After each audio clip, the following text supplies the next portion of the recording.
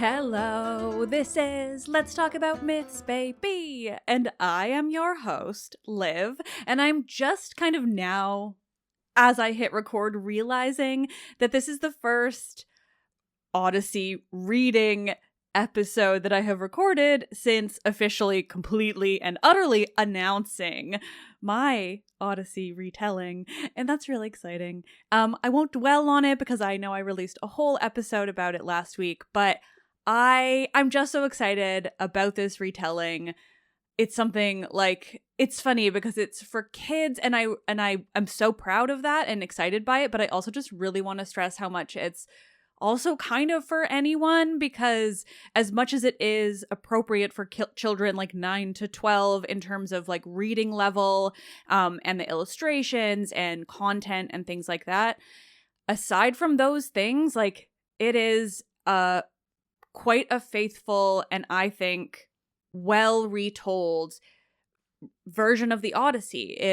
It keeps all of the relevant parts and oh my god, I'm really proud of it, and I can't wait for everyone to see it. I have one copy and it's just the most beautiful thing I've ever seen. So you can find out more. There's a link in every episode's description right now. And it is available for pre-order now. It comes out in June, and I think they're going to be bringing me around the UK to promote it. Fingers crossed that actually happens, because it would be probably the coolest thing to ever happen in my whole life. So yeah, you can pre-order that now. And just a reminder, we are still looking for people to come on the group trip to the islands. I know it's a wacky time to be talking about a trip. I recognize that. I've been like, oh my god, I need to promote it. I need to mention it. But also like, oh my god, how do I do that right now?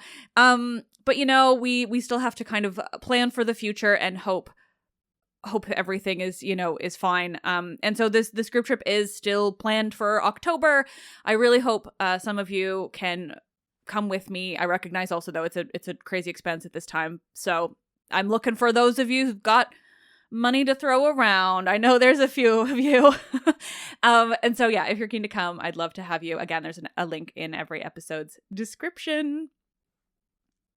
And of course, we are back to this reading of the Odyssey, which is just one more thing in this like months-long devotion to the Odyssey that does not look to be finishing up anytime soon, because there's more coming. If I have to be confronted with Christopher Nolan's Matt Damon Odysseus, if I have to experience that, well then you're damn well right. I'm going to make an entire, like, as many episodes as I possibly can about the Odyssey, because I fucking love the Odyssey. And literally there is so much to talk about, and it's so exciting that there are so many things happening right now. I know, like, at least I think definitely 2. I feel like there are 3 of my friends who have Odyssey book deals because of, there's 3 if you count the incredible Laura Brown Jenkinson Brown, who self-published her You Are Odysseus. It's just, there's so much Odyssey. It's so exciting. And so I'm really excited. I'm just rambling now. I'm sorry. I really like the Odyssey. Can you tell? I know it's brand new information.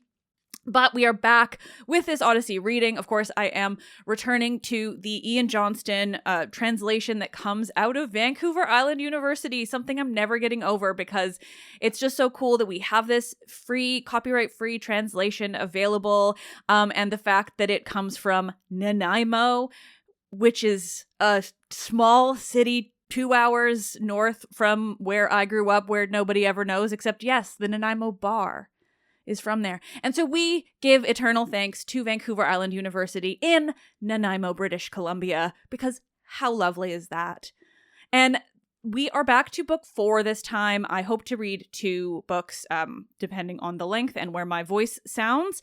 But we are returning to book 4, which is after Telemachus had left, or he'd visited Pylos. That was all of book 4, was his visit with Pylos. And we have all of that news from Nestor, some of the past and what's happened and all of that. We love Nestor. He's such a nice old man. And then as we left off, Telemachus and Nestor's son Pisistratus are on their way to Sparta. still in the hopes of learning news about Odysseus. Gee, I wonder what's going to happen.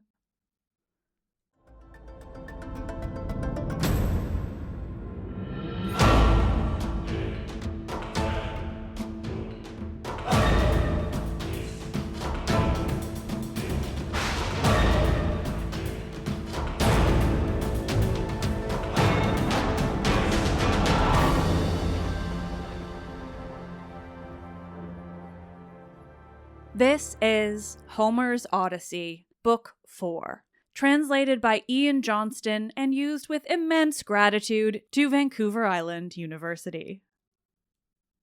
When Telemachus and Pisistratus reached the Lacedaemon plain and its surrounding hills, they went straight to splendid Menelaus's palace. They found him inside his house at a marriage feast he was providing for his many relatives, a celebration for his noble son and daughter. He was sending her away to Neoptolemus, son of man-destroying Achilles. Back in Troy, he had first promised he would offer her to him. He'd pledged his word, and now the gods were making sure the marriage would take place. He was seeing her off with chariots and horses at her departure for the illustrious city of the Myrmidons, whom her husband ruled. For his son, Menelaus was bringing Alector's daughter home to Sparta. That son, mighty Megapenthes, born to a slave, was his favorite, for the gods had granted Helen no more children after she had given birth to the lovely girl Hermione, as beautiful as golden Aphrodite. So they were feasting in the impressive palace with its high-pitched roof neighbors and relatives of glorious Menelaus, all enjoying themselves. Among them was a singer, accompanying his godlike song by playing the lyre. As he began to sing, 2 tumblers ran and jumped, moving here and there through the middle of the crowd. As the 2 visitors, heroic Telemachus and Nestor's noble son, stood at the palace gate with their 2 horses, Lord Eteoneus came out with a diligent attendant to noble Menelaus. When he noticed them, he went back inside the house to tell the shepherd of his people what he had seen. Standing close to Menelaus, he spoke to him. His words had wings. Menelaus, raised by gods, there are 2 strangers here, 2 men who look as if they are descended from great Zeus. So tell me if we should, on their behalf, take their team of horses out of harness, or send them off to find some other host who will welcome them as friends. These words he uttered really irritated fair-haired Menelaus, so he replied as follows.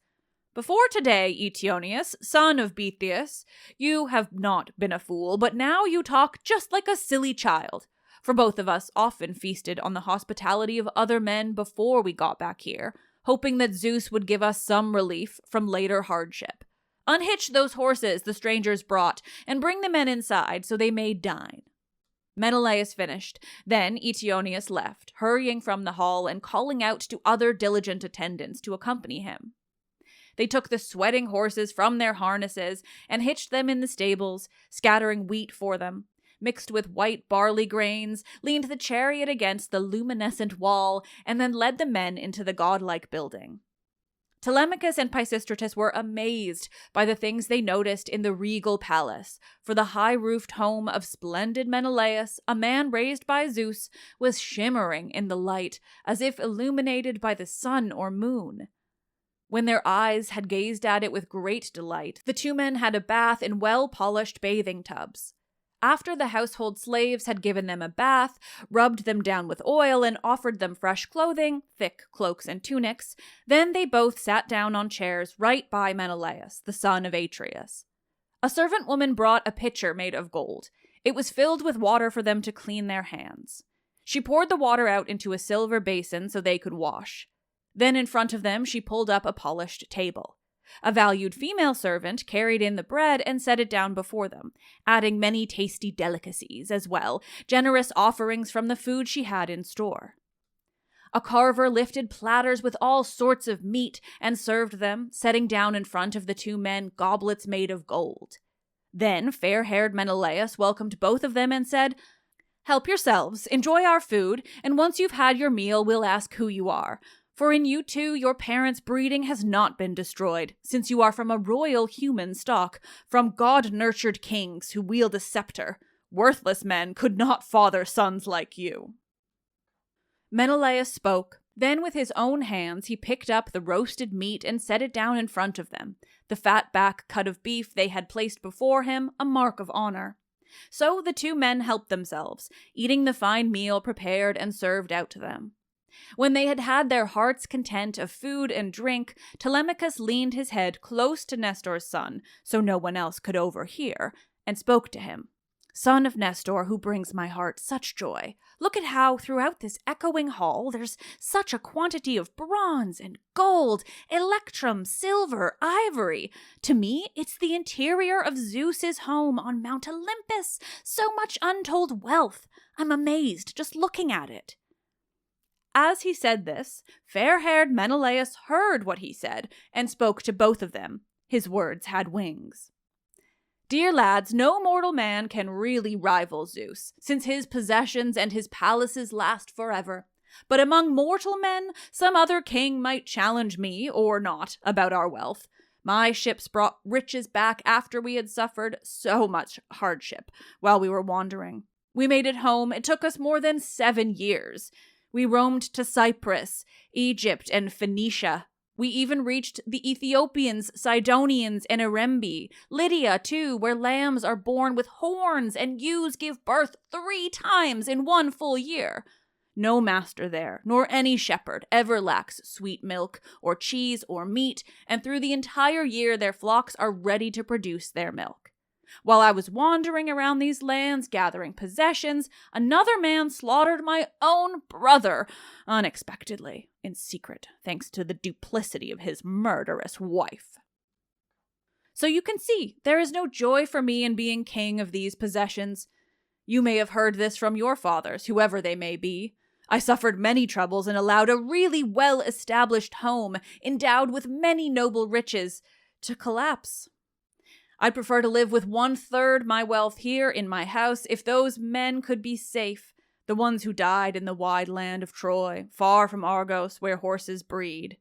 And yet although I often sit around at home feeling sorry, in mourning for them all, sometimes groaning to relieve my spirit, sometimes calling for an end to moaning, for one can quickly get too much of grief. Still, for all my pain, I do not lament all those men as much as I do one man, who, when I think of him, makes me despise both sleep and food. For of all Achaeans, no one toiled as hard as did Odysseus, who took so much upon himself. For him, it seems, there would be no end of trouble, and I cannot forget to grieve for him. He's been away so long, and we don't know if he's alive or dead. Old Laertes, I would think, is still in mourning for him, and so is sensible Penelope and Telemachus as well, whom he left a newborn child at home." Menelaus spoke. What he had said stirred strong feelings in Telemachus, a yearning for his father. So from his eyelids he shed a tear onto the ground as he listened to what Menelaus said about Odysseus, and with both his hands he pulled up the purple cloak to hide his eyes. Noticing this, Menelaus debated in his mind and heart. Should he allow Telemachus to say something about his father, or should he first ask him questions and sound him out on each and every detail? As he thought of this in his mind and heart, Helen came into the room, emerging from her sweet, scented, high-roofed chamber. She looked like golden-arrowed goddess Artemis. Adraste came in, too. She set in place for Helen a finely crafted chair. Alcippe carried in a soft wool rug.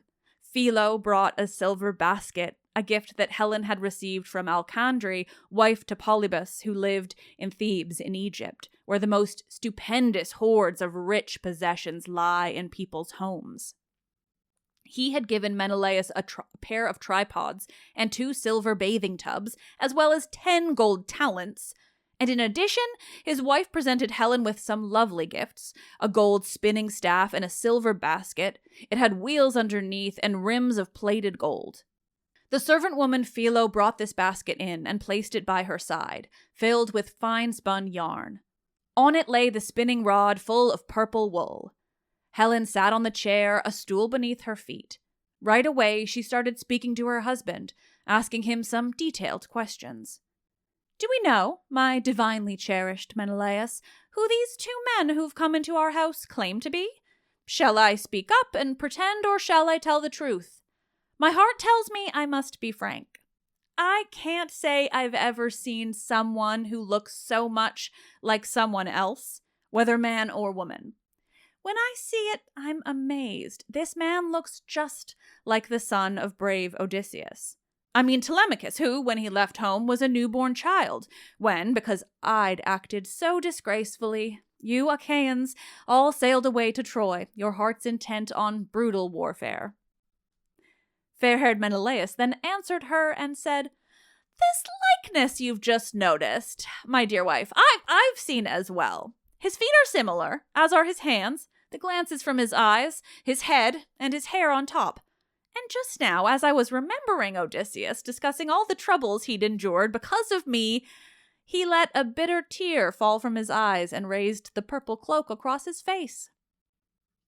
Then Pisistratus, Nestor's son, spoke out and said, Menelaus, son of Atreus, leader of your people, cherished by Zeus, this man here is, indeed, as you have said, Odysseus' son. But he's a prudent man. In his heart, he is too ashamed to come on his first visit and put on a show with some assertive speech in front of you, whose voice we listen to with great delight, as if it were a god's. I've been sent here by Gerenian horseman Nestor as his guide. He wants to see you and get your advice in word or deed. For with his father gone, a child has many troubles in his home, and there is no one there to help him out. That is what has happened with Telemachus. His father's vanished, and now there's no one to save his house from ruin. Fair-haired Menelaus then answered Pisistratus, saying, Well now, this is strange indeed. To my home has come the offspring of a man I cherish, someone who on my behalf endured much hardship. If he'd returned, I thought of all the Argives I'd welcome him the most. Should far-seeing Zeus on Mount Olympus let the 2 of us arrive back home by sea in our swift ships, I would have offered him an Argive town and built a home for him where he could live, brought him from Ithaca with all his wealth, his son and his own people. I'd have emptied some neighboring city in the region whose people all acknowledge me as king. Then we could live here and be together, and nothing would have separated us. We could often entertain each other, getting joy from one another's company, until death's black cloud came to embrace us. But God himself must have been envious to make that ill-starred man the only one who did not get back home. Menelaus finished. What he had said made all of them feel like weeping. Argive Helen, daughter of Zeus, began to cry, as did Telemachus and Menelaus too, son of Atreus. Nestor's son could not keep the tears out of his eyes. In his heart he was remembering brave Antilochus, killed by Dawn's courageous son. With him in mind, Pisistratus spoke. His words had wings. Son of Atreus, old warrior Nestor used to say, when we conversed together, and someone in the house mentioned your name, that as far as sound thinking was concerned, you were preeminent among all men. So if it seems somehow appropriate, you should listen to me. I don't enjoy weeping at dinner time, and early dawn will soon be here. I don't think it's shameful to cry for any mortal man who's died and met his fate. In fact, this ritual is the only ceremony we give for these unhappy men. We cut our hair and let the tears run down our cheeks. I have a brother who was killed, not the worst man among the Argives. Perhaps you knew him. I never met him, never even saw him, but they say Antilochus surpassed all men in running fast and fighting. Fair-haired Menelaus then answered Pisistratus, saying, My friend, your words have truly covered everything a man whose mind is just might say or do, even someone far older than yourself. The quality of the man you sprang from enables you to speak so sensibly. To recognize someone's inheritance is easy. When the son of Cronos spins good fortune's threads at marriage and at birth, the way he now has done for noble Nestor, granting him for all his days continually to reach a ripe old age in his home, with his sons who are, in turn, intelligent and great spear fighters too. But we must stop. Let that earlier weeping cease. Let's have water poured on our hands, then once again turn our minds to dinner. In the morning there'll be stories for Telemachus and me to tell each other to our heart's content." He finished speaking, then one of his attendants, faithful as Phalion, poured water on their hands, and they reached for the rich food spread out before them. Then Helen, Zeus's daughter, thought of something else. She quickly dropped into the wine they were enjoying a drug that relieved men's pains and irritations, making them forget their troubles. A drink of this, once mixed with wine, would guarantee no man would let a tear fall on his cheek for the whole day, not even if his mother and father died, or if in his own presence men brandishing swords hacked down his brother or his son, and he looked on.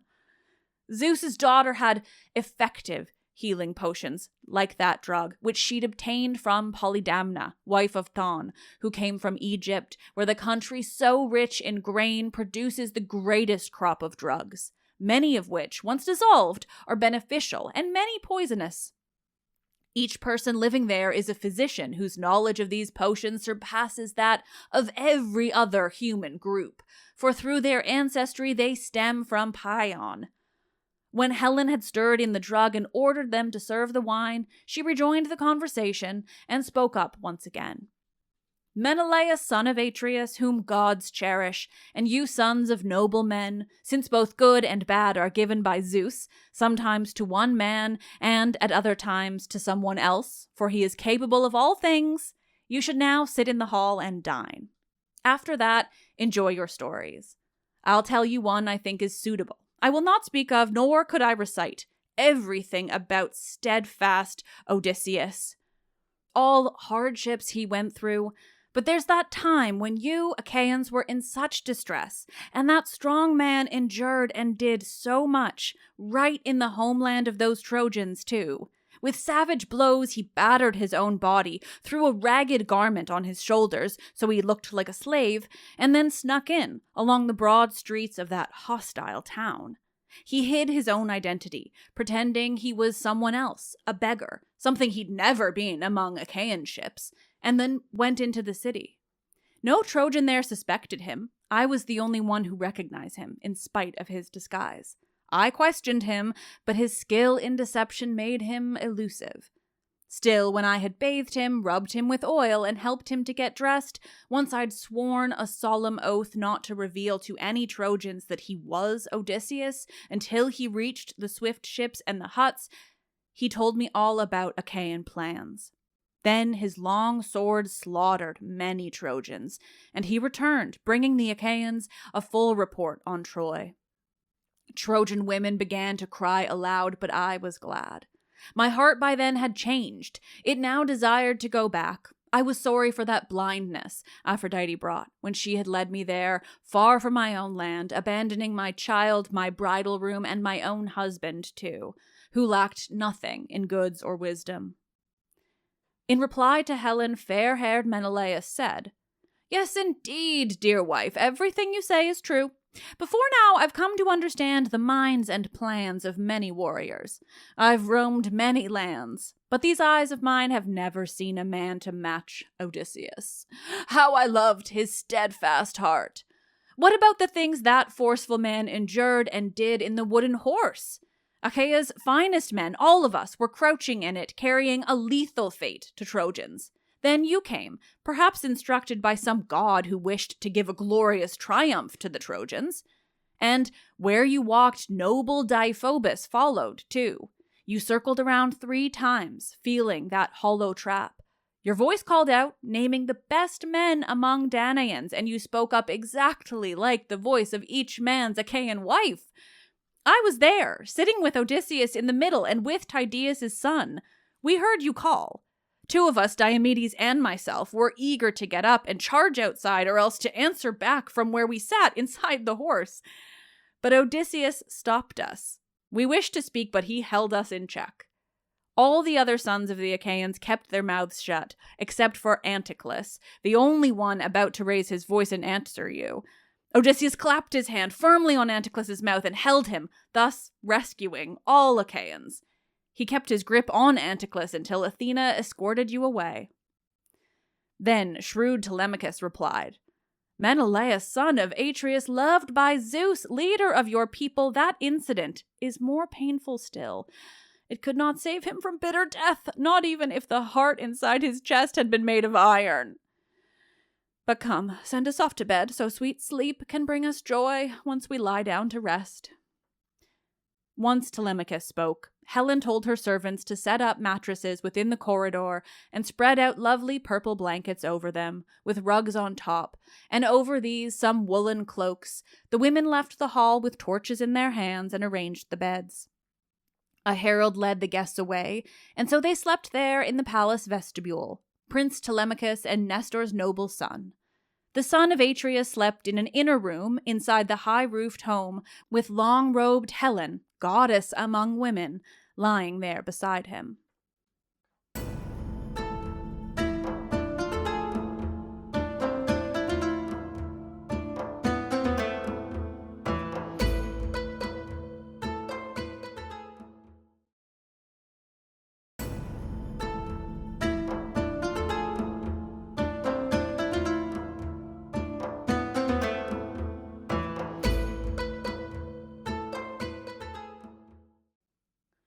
Okay, nerds, I am here with my first context break, and I will admit I don't really have much in the way of questions from you guys, so if you have more, please shout about them, either in the Spotify comments or via our question form, link in the episode description as always.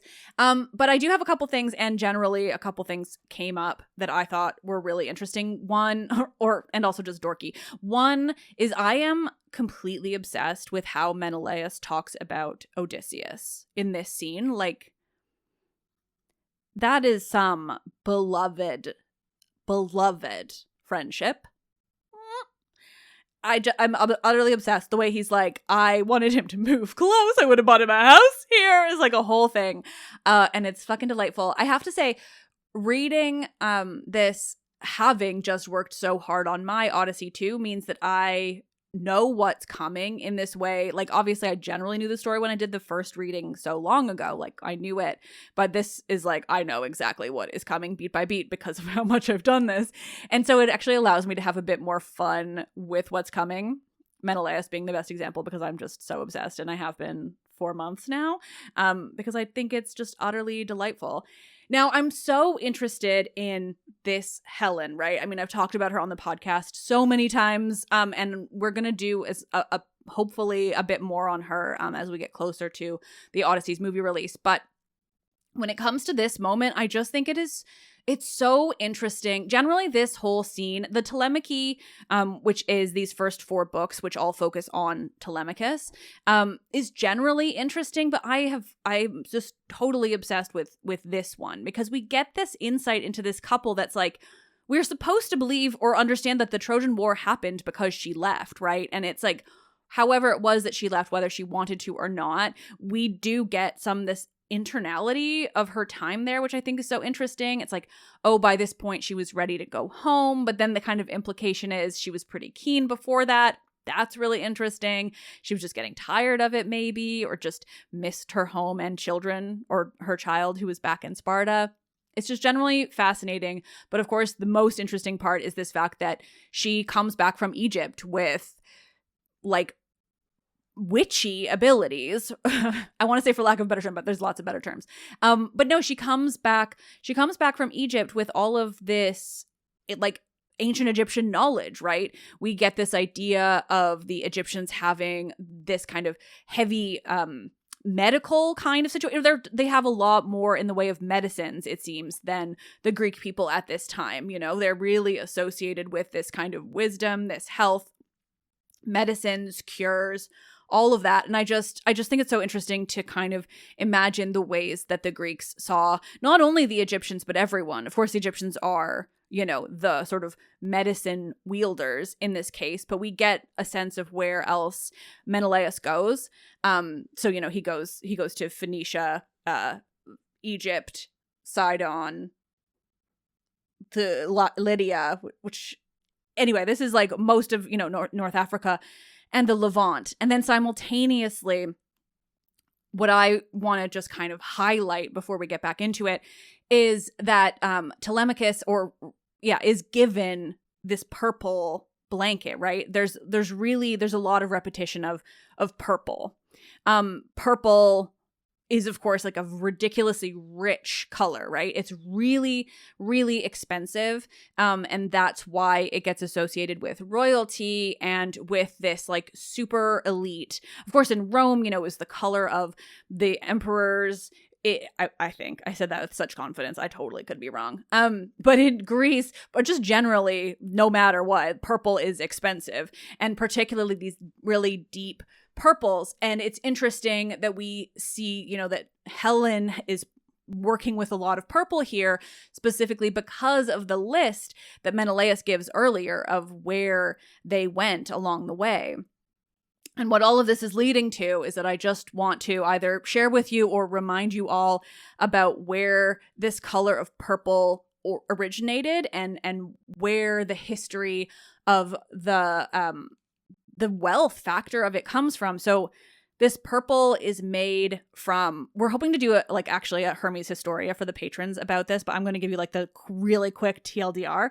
But purple in this way is made from murex shells, which is this specific type of shell that I guess that like and creature inside, presumably.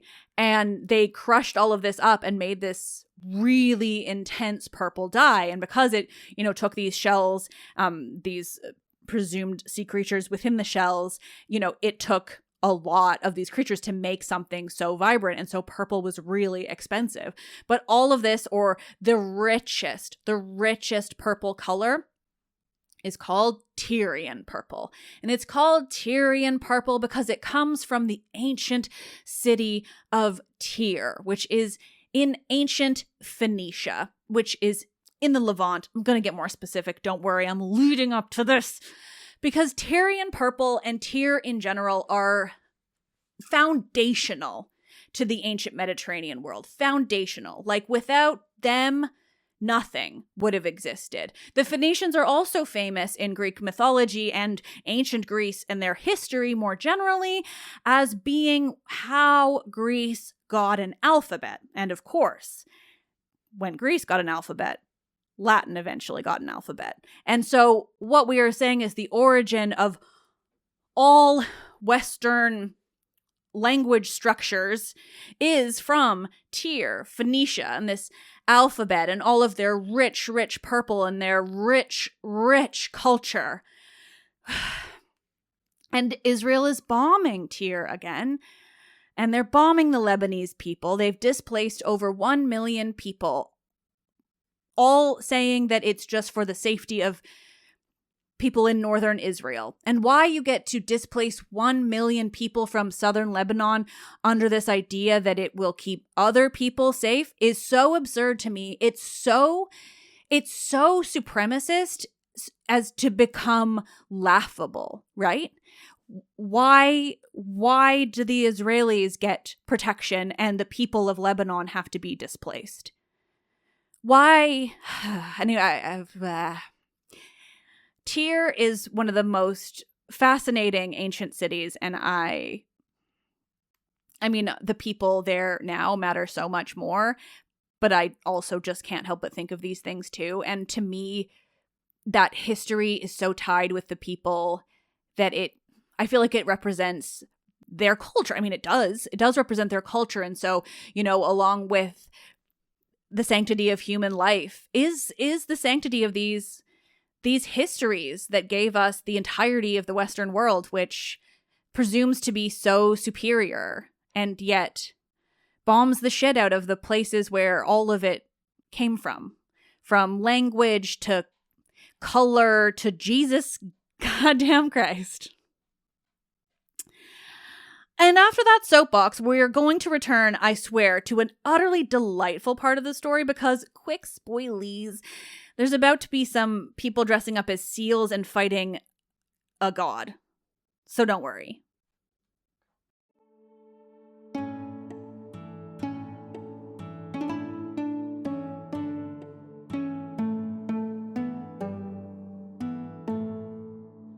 As soon as rose-fingered early dawn appeared, Menelaus, skilled at war shouts, got out of bed and put on his clothes, slinging around his shoulders a sharp sword. Then he laced up beautiful sandals over his sleek feet, and, looking just like a god, he left his room. He sat beside Telemachus and then addressed him, saying, "Prince Telemachus, what do you need that's brought you all this way on the sea's broad back to lovely Sparta? Is it a public or a private matter? Tell me about it, and be frank." Shrewd Telemachus then said in reply, "Menelaus, son of Atreus, cherished by Zeus, leader of your people, I've come to see if you could give me news about my father. My home's being eaten up, my rich estates destroyed, my house is full of enemies who keep on butchering flocks of sheep and shambling bent-horned cattle. They are suitors for my mother. Their pride makes them supremely arrogant. That's why I've now come to your knee to see if you perhaps can tell me of his mournful death, in case your own eyes witnessed it somewhere, or else you found out from some other man the tale of where he's gone. For his mother delivered him into a life of sorrow, more so than other men. And do not speak from pity or console me with your words, but tell me truly how you chanced to see him. I beg you, if ever, in word or deed, my father, brave Odysseus, over there on Trojan soil, where you Achaean men bore so much hardship, made you a promise, and later kept his word, speak to me now, and give me the truth." Fair-haired Menelaus, annoyed by what he'd heard, replied, "It's disgraceful how despicable cowards want to lie in that brave warrior's bed. As if a deer had lulled her newborn suckling fawns to sleep in a lion's den, and then gone roaming through mountain fields and grassy valleys in search of forage. Then the lion comes back to his lair and brings to both of them a shameful death. That's just how Odysseus will bring those suitors their disgraceful doom. Oh, Father Zeus, Athena, and Apollo, how I wish Odysseus would make it back and meet the suitors with the strength he had when he stood up in well-built Lesbos, once in a wrestling match with Philomelides. Using his great power, he threw him down, and all Achaean men rejoiced. Those suitors would soon enough see their bitter courtship end in a swift death. As for what you ask, what you begged me to tell, I'll not digress to speak of other things, nor will I lie. No. What the old man of the sea told me, and did so truthfully, I will not hide. I won't conceal a single word. In Egypt, though I was eager to get home, the gods prevented me. I had not offered them a full and proper sacrifice, and gods always demand obedience to their will. Now, just in front of Egypt is an island, right in the crashing sea. It's called Pharos, as far from shore as hollow ships can sail in one whole day when a favoring breeze blows up behind them. There's a harbor there with excellent moorage, and from that spot men launch well-balanced ships into the sea once they have taken on supplies of water.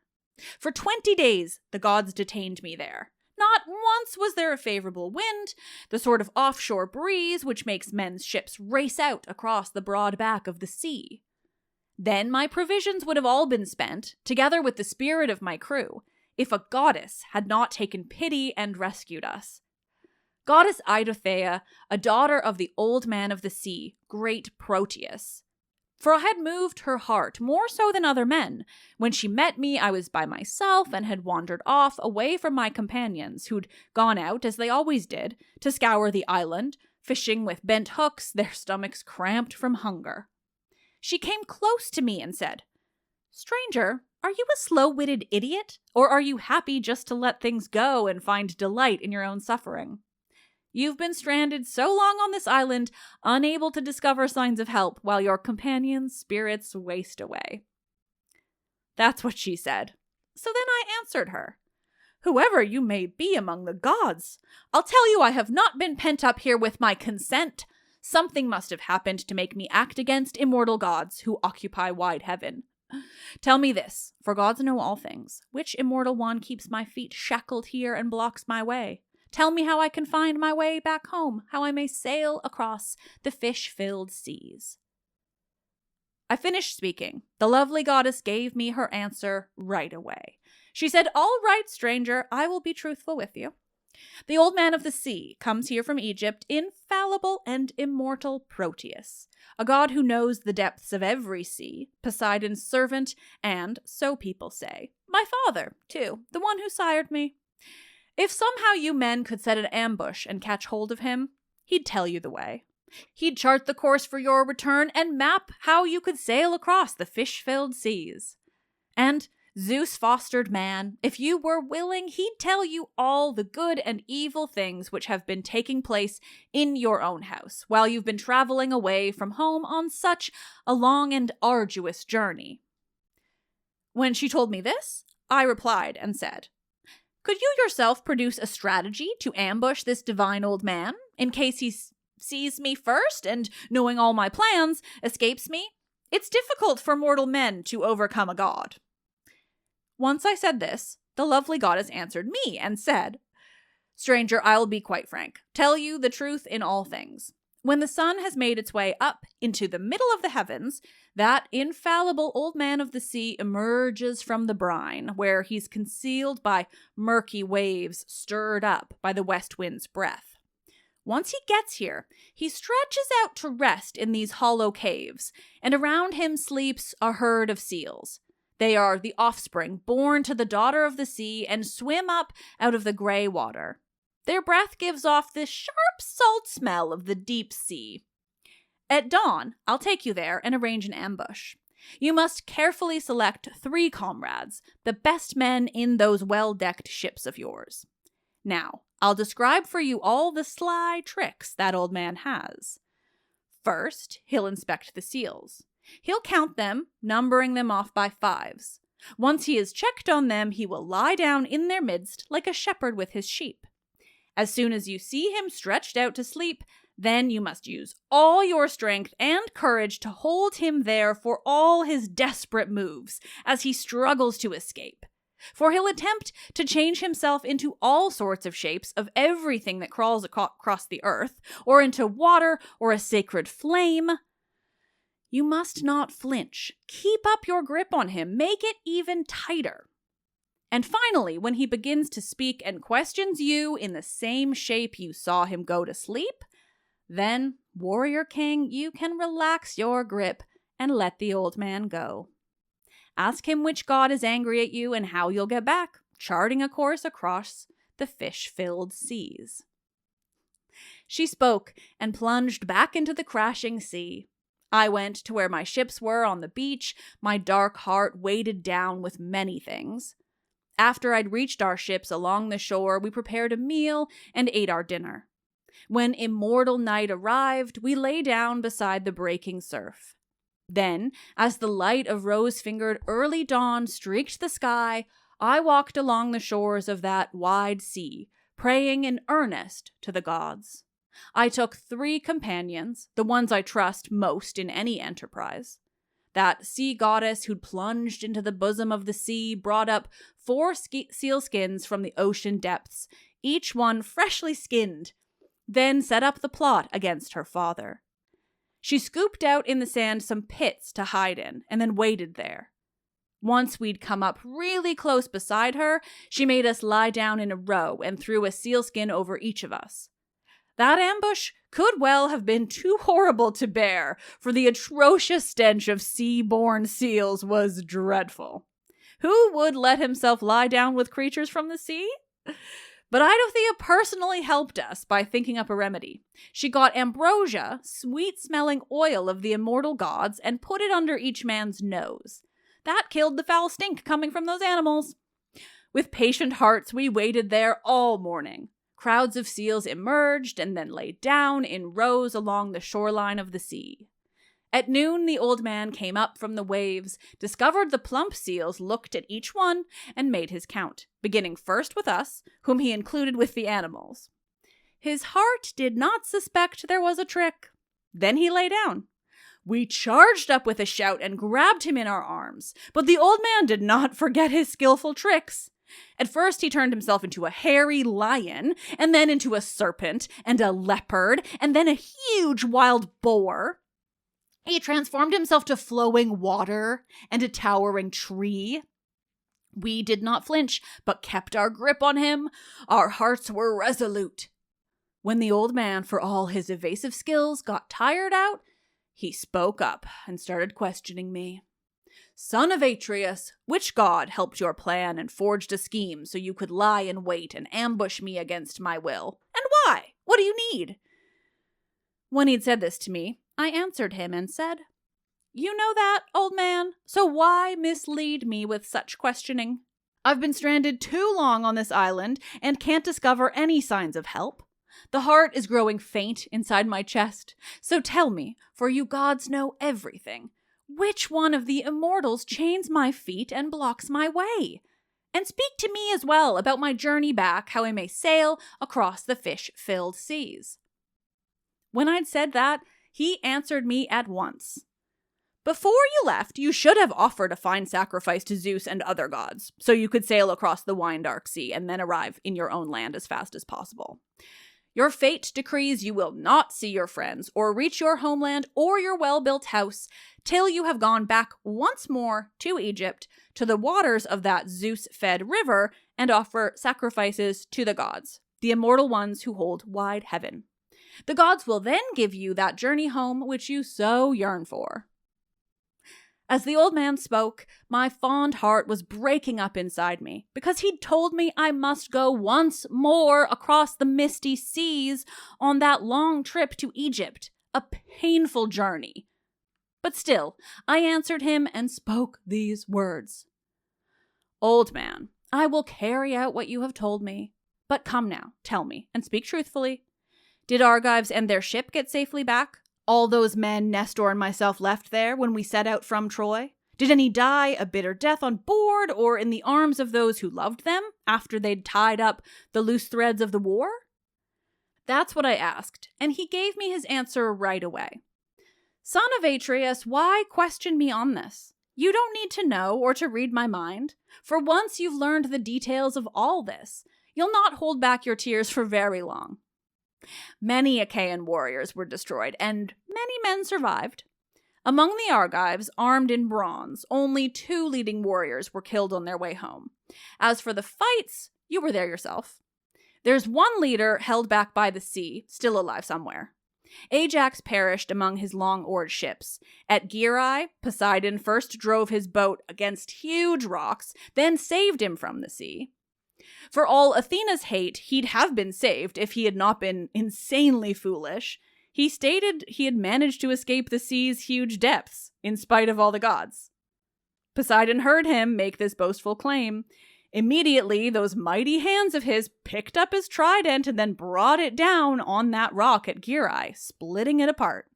One piece stayed in place, but the other one sheared off and fell into the sea, the part where Ajax was sitting when he became so utterly deluded. He fell down into the endless surging waves and died, swallowing seawater. But your brother escaped that fate. He and his hollow ships made it home, for Queen Hera rescued him. And then, when he was just about to reach the steep height at Malia, winds caught him. And as he groaned in distress, they carried him across the fish-filled seas to distant lands where Thyestes used to live, now the home of Thyestes' son Aegisthus. But then, once the gods had changed the wind's direction, it seemed that he could make it safely back. So he got home, and he was full of joy to set foot on his native land once more. He embraced the earth and kissed it, shedding numerous warm tears. He was delighted at the sight. But a watchman spied him out. Someone Aegisthus had placed as lookout to promote his plot, promising the man, as his reward, 2 gold talents. He'd been there watching the shore for 1 whole year, in case Agamemnon managed to make it home without being noticed and remind them all of his fearsome power. The watchman went straight to the palace to report the news to Aegisthus, shepherd of the people, who then arranged a treacherous attack. He picked out 20 of the finest men in the whole town and set up an ambush. Then, in another section of the house, he had a feast made ready and went off with chariot and horses to lead back Agamemnon, shepherd of his people, all the while intending to destroy him. Aegisthus then accompanied him home. He suspected nothing of the murder, and then, after the feast, he butchered him, just as one slays an ox in its own stall. Of those comrades, the son of Atreus, who followed him, not one was left alive, nor were any of Aegisthus' comrades. all of them were slaughtered in the palace. The old man finished speaking. My fond heart was shattered, and as I sat in the sand, I wept. My spirit had no wish to live or gaze upon the daylight any more. When I'd had my fill of rolling in the sand and shedding tears, the old man of the sea spoke frankly to me, saying, "Son of Atreus, you must not squander so much time like this in constant weeping. That's no help to us. No, you must strive as quickly as you can to get back to your home. For it may be you'll find Aegisthus is still living there, or else Orestes has preceded you and killed the man. If so, then there's a chance you'll get back for Aegisthus' funeral feast." The old man finished speaking. In my chest and my heart and spirit, for all my grieving, felt strong once again. So I answered him, and my words had wings. "Now I understand what has happened to these men, but tell me about the third one, whether he still lives held back by the wide sea or has been killed. I wish to hear that, for all my sorrow." I spoke, and he immediately replied, "You mean Laertes' son from Ithaca? I saw him on an island. He was weeping in the palace of the nymph Calypso, who keeps him there by force. He has no way of getting back to his own land. He lacks companions. He has no ships equipped with oars to carry him across the sea's broad back. As for you, Zeus-fostered Menelaus, it's not ordained that you will meet your fate and die in horse-rich Argos. No, the gods will send you off to the Elysian fields and to the outer limits of the earth, the place where fair-haired Rhadamanthus lives, and for human beings life is easy. There's no snow or bad storms or even rain, and Oceanus sends a steady breeze as west wind blows to keep men cool and fresh. They'll do this because Helen is your wife, for they'll treat you as the man who married Zeus's daughter." After saying these words, the old man plunged back into the surging sea. I went to my ships and godlike shipmates. As I walked, my heart was darkly troubled, but once I'd reached my ships beside the sea and we'd prepared a meal, immortal night descended, and we slept there on the shore. As soon as rose-fingered early dawn appeared, we dragged our boats into the sacred sea, then fitted masts and sails on our trim ships. The men climbed in, went to their rowing seats, and, sitting well in order, raised their oars and struck the grey salt sea. So I sailed back once more to Egypt's heaven-fed river, and there I offered a full sacrifice. Once I'd appeased the anger of those gods who live forever, I made a funeral mound for Agamemnon to make sure his fame would never die. And when I'd finished that, I set off on my journey home. The gods gave me fair winds and brought me with all speed back to the native land I love.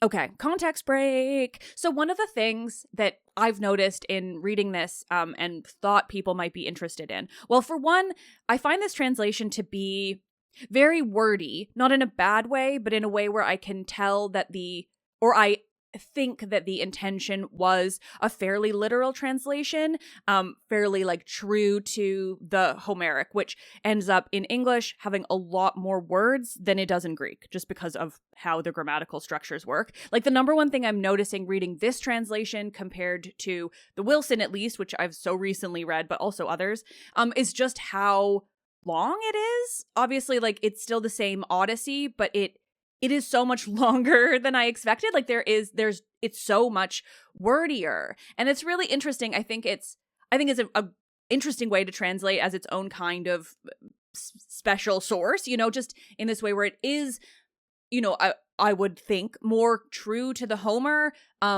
but not necessarily, the most poetic English version or the most succinct or, like there are some points where it's like, I think you could cut out these bits just because in the English it ends up being like over descriptive, even like, actually I realize I don't know where I'm going to put this context break because I made a choice later. But there is a moment coming up where Penelope is like potentially going to fall down and she's so overcome and they're like, she couldn't sit on a chair even though there's lots of chairs in the room. And it's like, there's just these like, there's extraneous details that I think appear in the English just due to that type of translation. And again, it's not a criticism.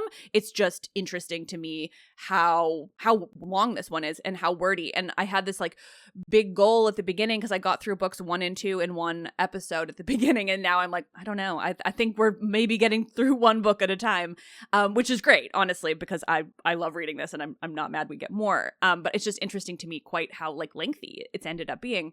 But the other thing I wanted to talk about, because it's something that comes up a lot and I haven't talked about it in a long time, but one of the things you're most going to notice when you're reading any translation of Homer, period, is all of these different words that they use to refer to the Greek people, because there are so many, right? Like it's this very comfortable reminder that there was no Greece. There was no unified anything. And there was not even like a word. I mean, even Hellas like appears, but it is very early even for a Hellas, as that being the Greek word for Greece. And so instead, the two primary names you're going to hear referring to the Greeks are the Achaeans, and the Danaans. I realize also the Argives often, but specifically the Achaeans and the Danaans are going to be the most common. And I find those two names really interesting because when it comes to like regionality, they both technically refer to the Peloponnesian Peninsula and not like full mainland Greece. And I think that kind of is a reminder about where, the Mycenaean period was most prominent, which would be in the Peloponnesian region. They did have areas to the north, though I won't pretend they didn't. But it was most heavily based in the Peloponnese, in Mycenae, which is of course near Argos, which is where we also get that word Argive, but Argive refers to very specifically Argos. But when it comes to Achaeans and Danaans, these are names that, in my understanding, basically refer to very nearly the same place. It's just two different ways of phrasing the like cultural history that they're understanding at this time in Greek history, right?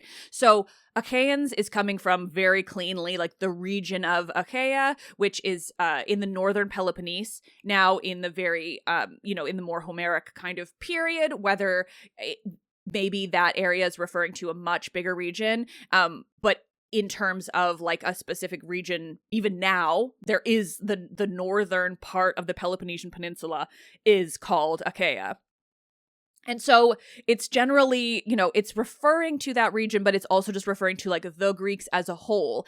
And that is quite similar in the term Danaan, which is coming from a similar region, a little bit more southern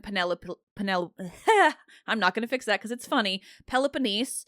Because the Danaans are a people who that name is referring to the people who are mythologically descended from Danaus. And now Danaus is that story of it's long and winding, but the short end bit is that eventually there end up being these two kings who we're presumed or we're meant to believe lived in Egypt or the Levant, North Africa area, ancient Palestine, in that general region.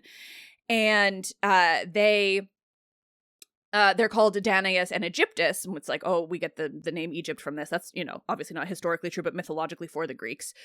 That's where the name Egypt comes from this guy, Egyptus, who lived there. I think. I haven't looked this up again. It's going from memory, so also if I'm wrong, sorry. I'm mostly right, don't worry.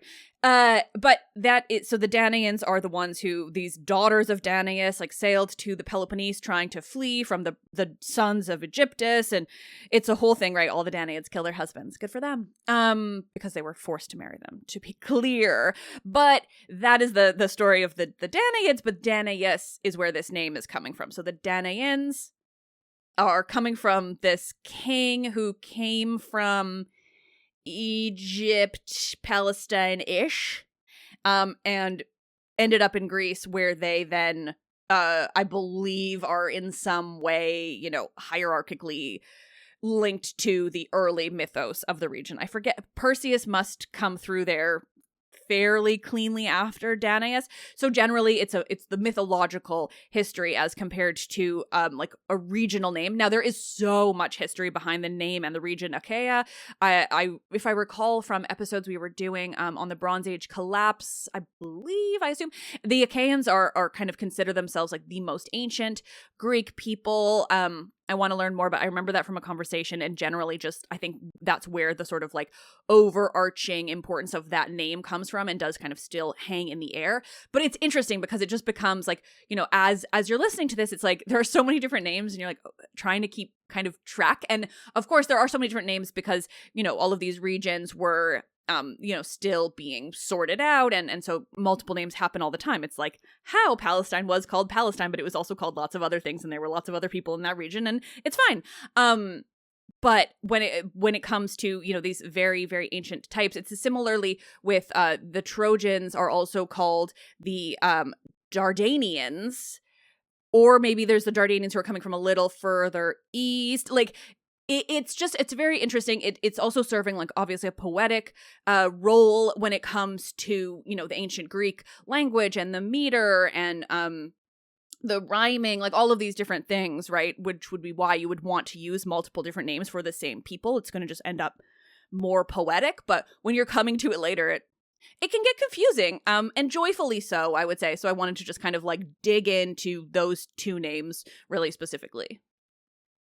Oh, and a little bonus, I guess, is that the word Lacedaemonia and Lacedaemon comes up a lot, and I don't know the last time I've talked about that. So just a reminder that anytime you hear that name, Lacedaemon, Lacedaemonia, that is referring to specifically more in the Homeric period, the region of Sparta. It's just a more ancient, more mythologically linked name for Sparta and the Spartan Valley.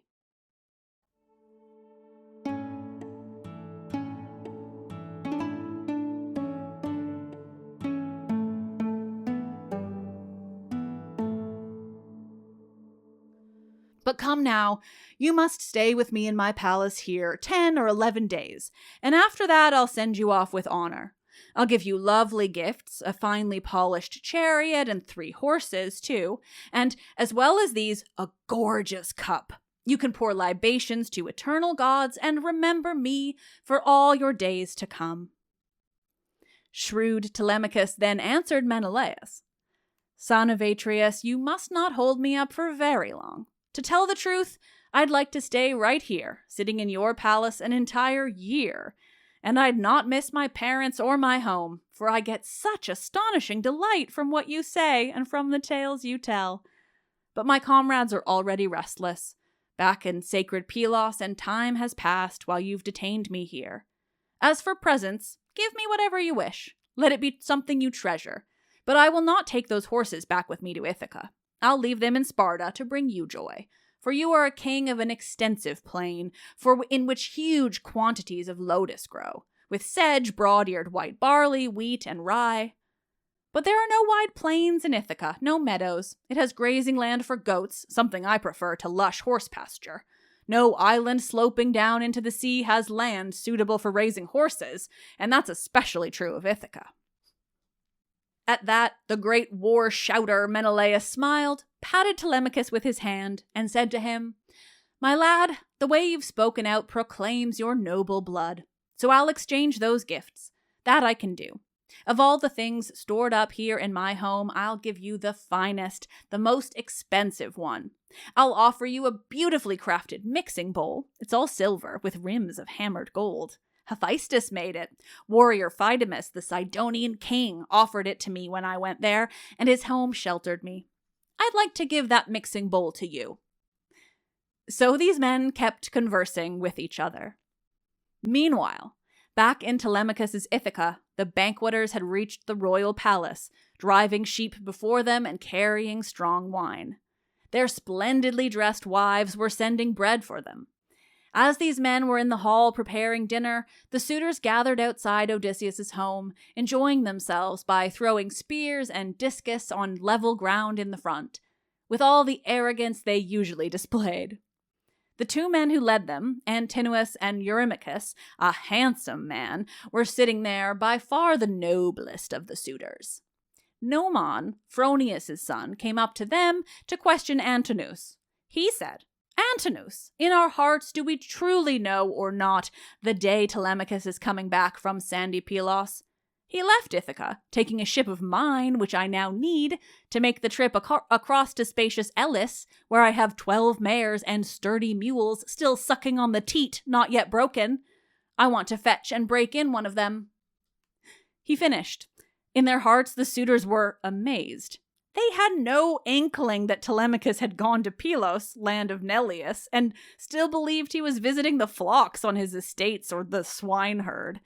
So in answer to Nemon, Antinous, Eupeithes' son, replied, "Tell me the truth. When did he leave? What young men went with him? Did he take citizens of Ithaca? Or were his shipmates his slaves and servants? That's something he could do. And tell me this, I want the truth, so I know what happened. Did he take that black ship against your will? By force? Or did you volunteer to give it because he begged you?" Nemon, son of Phronius, then answered Antinous, "I agreed to give it. Would anyone have acted otherwise when a man like him, with a grieving heart, makes a request? It would be difficult to deny him what he asked. The young men, the ones who went with him, are excellent, except for us, the best this land affords." As they embarked, I observed their leader, Mentor, or some god who looks just like him. I'm surprised at that. At dawn yesterday I saw a noble Mentor, though by that time he'd already gone on board for Pylos. Once he finished speaking, Nemon went away, back to his father's house. But those two suitors, Antinous and Eurymachus, had angry hearts. They quickly got the suitors to give up their games and had them sit down all together in a group. Antinous, son of Eupeithes, then spoke with them. He was extremely angry, black heart filled with rage, his flashing eyes a fiery blaze. "Here's trouble. In his overbearing way, Telemachus, with this voyage of his, has now achieved significant success, and we believed he would never see it through. Against our will, this mere youngster has simply gone away, launching a ship and choosing our best men, the finest in the land. He'll soon begin creating problems for us. I hope Zeus will sap his strength before he comes of age and reaches full maturity. Come now, give me a swift ship and 20 comrades so I can watch for him and set an ambush as he navigates his passage through the strait, dividing Ithaca from rugged Samos, and bring this trip searching for his father to a dismal end." When Antinous had finished, the suitors all agreed, and they instructed him to carry out what he proposed. Then they got up and went back inside the palace of Odysseus. Now Penelope was not ignorant for long of the schemes those suitors were hatching in their hearts. For the herald Medon told her. He'd been listening outside the hall as they were making plans inside, weaving their plot. Medon proceeded through the house to tell Penelope the news. As he came out, just across the threshold, Penelope called him. "Herald, why have these distinguished suitors sent you out here? Are you supposed to tell the female household slaves of Lord Odysseus to stop their work and then make them a feast? After this whole courtship, I hope those men never gather somewhere else. And today, may they make the banquet in this palace their latest and their last. All those of you who, by collecting here, consume so much, the wealth of wise Telemachus. It seems when you were children all those years ago, you did not pay attention to your fathers, as they discussed the kind of noble man Odysseus was among their generation. In Ithaca, he never did or said a hurtful thing to anyone, unlike the usual habits of our godlike kings, who hate one man and love another one. He never did the slightest injury to any man. But your heart and wicked acts are plain to see. You show no gratitude for kindness shown to you in earlier days. Then Medon, an intelligent man, said to her, "My queen, I wish that what you've just described were the worst of it. But now these suitors are planning something much more dangerous and troubling. I hope the son of Kronos never permits them to succeed. They mean to kill Telemachus with their sharp swords as he comes home. He's sailed off to Pylos and then to sacred Sparta, seeking news about his father." As Medon spoke, Penelope felt her heart and knees give way where she was standing. For a long time she could not speak a word to him. Both her eyes were full of tears and she lost her voice. But finally she spoke to him and said, "Herald, why did my son leave? There was no need for him to go on board swift-moving ships, men's saltwater horses, to sail across enormous seas. Did he do it to make sure he'd never leave a name among all men?" Wise Medon then answered Penelope and said, "I don't know if some god was urging him or if his own heart prompted him to sail to Pylos to learn about his father, whether he was ever returning home or had met his fate." After saying this, Medon went away, down through Odysseus' home. Clouds of heart-destroying grief fell on Penelope. She had no strength and could not sit down on a chair, and there were several in the room. She collapsed, crouching on the threshold of that splendid chamber, moaning in distress. Around her, all her servants cried out too, all those inside the house, young and old. Still weeping with that group, Penelope spoke out. "Friends, listen, for Zeus has given me more sorrows than any other woman born and raised with me. Many years ago I lost my noble husband, a fine man who had a lion's heart and qualities which made him stand out among Danaans in all sorts of ways. A courageous man whose famous name is well known far and wide, throughout all Hellas and Middle Argos. And now, without a word, the storm winds sweep my son, whom I so love, away from home, and I don't even hear about his trip. You are too cruel. In your minds, no one thought to rouse me from my bed, though you knew, deep in your hearts, the moment he embarked in his black hollow ship. If I had known he was going to undertake this journey, he would have stayed at home. He truly would, for all his eagerness to make the trip. Or else I would have perished in these rooms before he left me. But now one of you must quickly summon old man Dolius, my servant, whom my father gave to me before I ever came to Ithaca, the one who tends my orchard full of trees, so he may go as quickly as he can to sit beside Laertes and tell him this disastrous news. Perhaps Laertes in his thinking can somehow weave a plan, then go and weep his case before those men intent on wiping out his family, the whole race of heavenly Odysseus." The good nurse Eurycleia answered Penelope, "Dear lady, you may kill me with a sword or keep me in the house, but I'll not hide a word from you. I knew all about this. I gave him everything he asked me to, including bread and wine. He made me swear a powerful oath I would not tell you until he'd been away 11 days. Or yourself should miss him and find out in case you harmed that lovely skin of yours with your laments. But you should have a bath, put clean clothing on your body, then go, take your attendants to your rooms upstairs, and make your prayers there to Athena, daughter of great Zeus who bears the aegis. She may rescue him from death. Don't bother old man Laertes with still more troubles. I don't think the family of Archesius is so completely hated by the gods that one of them is unable somehow to guard this high-roofed home and its estates, so rich and far away." Eurycleia spoke. When what she said eased the sorrow in Penelope, whose eyes stopped weeping. She left to bathe herself, put fresh clothing on her body, and went away, taking her female servants to her room upstairs. She scattered some grains of barley in a basket, and then prayed to Athena. "O untiring child of aegis-bearing Zeus, hear my prayer. If resourceful Odysseus in his home ever offered a sacrifice to you, plump cattle thighs or sheep, recall that now, I pray. Save my dear son and keep him safe, from those suitors and their murderous pride. With these words, Penelope raised a sacred cry, and the goddess heard her prayer. But the suitors were still carousing down in those shadowy halls. One overbearing youth would say something like this: "Aha, the lady with so many suitors is making preparations for the marriage, knowing nothing of the plans we're hatching for the killing of her son." That's the sort of thing any one of them would say, in his ignorance of how things finally would end. Then Antinous addressed them all and said, "Noble lords, you must not speak out so intemperately. No more such talk. Someone may report it, especially to those inside the house. Come now, let's get up quietly and work to carry out that scheme with which all our hearts responded to with such delightful joy." After saying this, Antinous picked out his men, 20 of the best. They went down to the shore and dragged a swift black ship out into deep water. They set the mast in place, carried sails on board, and fitted oars into their leather rowing loops, all in proper order, then spread out the white sail. Their proud attendants brought their weapons on the ship. They moored the ship quite near the shore, then disembarked and ate a meal there, waiting until evening fell.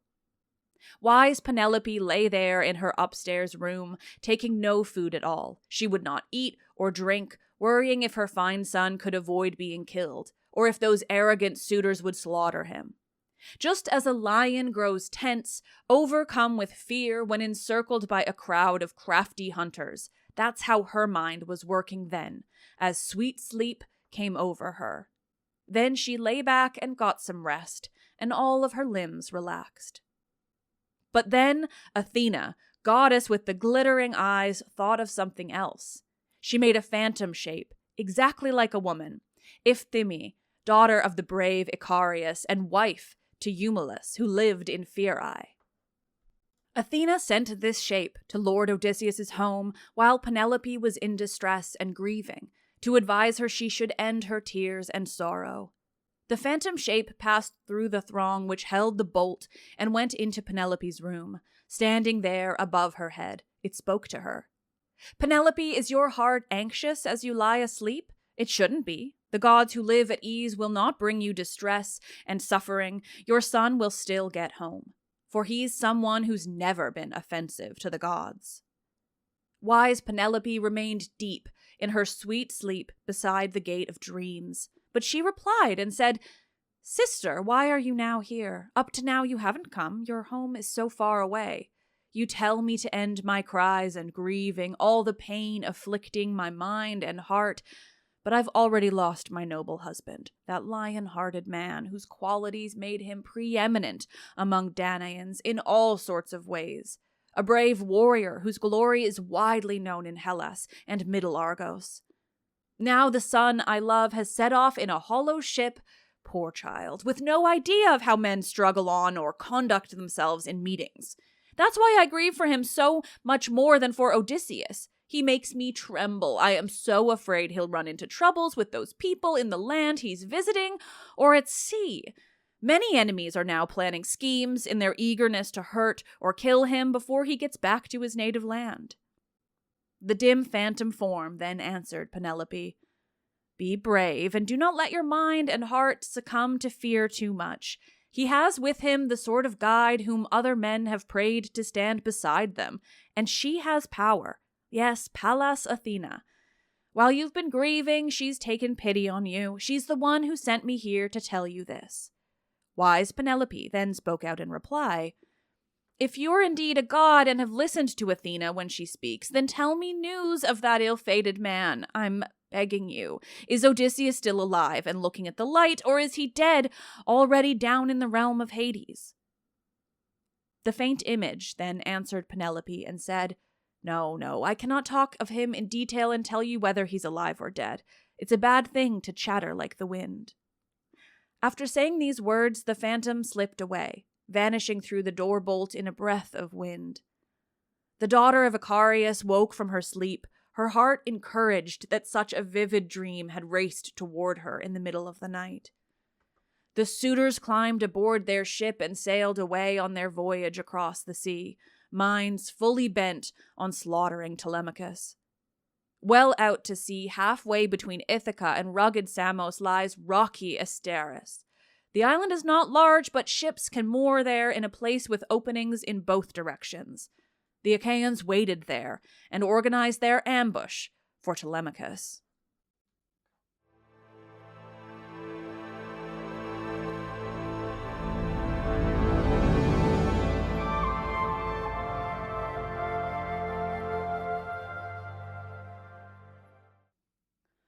Oh, nerds, another ridiculously fun reading episode. And wowza!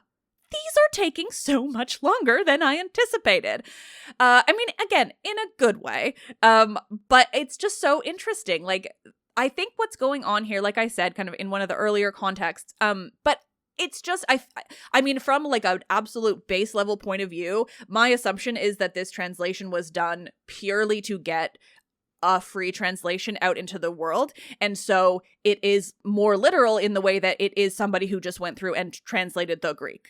Because, obviously that also is like the least time consuming part, I would imagine, as a translator, because the rest of it is working with how it works in English and, and picking things out and editing and all of these different things. Whereas in this case, I think it is just pretty like, this is what the Greek says in English, which I think really serves its own separate point, right? Like it's just sort of an interesting, different way of translating, and I'm personally really excited by it because it's really showing me sort of a different way. Like there's a lot of points where I'm like, man, actually I don't remember that necessarily, that little bit, and I think it's because it has been sort of just poetically edited in the other translations I've read, and whereas it's just like longer here. It's just interesting. So all to say, I'm obsessed, and I hope you are too. I will be back with another reading episode soon. We're trying to make them like maybe a couple weeks apart. I just have to like actually remember when that's happening. But we have lots of other super fun stuff coming, and please remember that you can pre-order my book. What? My Odyssey. I wrote an Odyssey. I'm so excited. I might cry. So you can pre-order that wherever you get your books or find a link in the episode's description. And reminder, if you are feeling wild and flush with cash and you want to come float around some Greek islands with me and follow in the footsteps of Ariadne while she escaped Theseus's terrible grasp, we are hosting a group trip to Crete, Naxos, and Athens in October if you all want to come. Again, information there in the episode's description. Oh my god, and one more thing, and then I'll really wrap up. But remember, you might have heard on Tuesday's episode, but the Memory Collective has officially launched a brand new podcast. Alexandra Sills, the incredible woman behind all the Gladiator episodes and Olympic episodes you've heard on this show, has been working so hard for the past year plus and has put together such incredible interviews with experts and academics, a lot of fan favorites from here, but it's a very different format because it is somebody with less egregious ADHD just bouncing around. It's more prepared, and it is the intention from Ancient History 101, this new show, is to be able to present these like one-off episodes covering, all you need to know about a single topic when it comes to the ancient world, and primarily Greece and Rome, but I know they're also looking to expand. And that's what I think is so interesting. So it's more of like this one-off idea of like, okay, what are the things you need to know about this character, rather than, the deeper, long dives that I tend to do because I don't know how to be brief. So I love the idea. This is like it's a similar show in the way that we're learning from similar people, but also very differently, very different topics, lots more history than I ever fuck with. It's perfect. And so the first 2 episodes are actually both with former guests of this podcast. Episode 1 is with Dan Stewart, who speaks with Alexandra about generally what is quote unquote classics overall. And then their episode 2, which is also available, is the one that you might have all listened to on my feed on Tuesday. That's with, again, guest of this show, Owen Rees, talking about the Greek historian Xenophon. Again, probably something I'd never get to because I don't really care about Xenophon, but he's really interesting for the general understanding of ancient Greek history. And so now you have an option there. You can find Ancient History 101 anywhere you get your podcasts. Let's Talk About Myths, Baby is written and produced by me, Liv Albert. Michaela Penguish is the Hermes to my Olympians, the incredible producer. And The podcast is part of the Memory Collective Podcast Network, where we are bringing so many fun new things like Ancient History 101 and more of the Odyssey, because I am working with the incredible Laura Brown Jenkinson. Jenkinson Brown, why do I keep doing that? She's one of my closest friends. Anyway, Laura is the incredible mind behind You Are Odysseus, which is basically a choose-your-own-adventure Odyssey. It's beautiful. And Laura has been putting together an audiobook version, which is also going to be coming to the Memory Collective Podcast Network, so stay tuned for that.